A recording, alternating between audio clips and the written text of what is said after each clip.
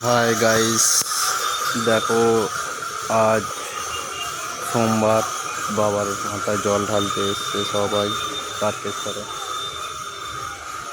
এইদিকে একটু দেখাচ্ছে, এরকম জল নিয়ে যাচ্ছে এদিকে তারকেশ্বর। আর এই যে कैंप देखो भाई, जो मोदी बना बनाया देख रहे हैं ना, वो वाला कैंप इधर से जा रहे थे।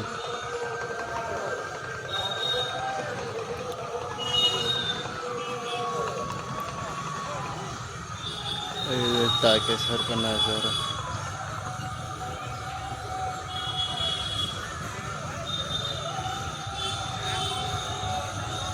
और এই যে ক্যাম্প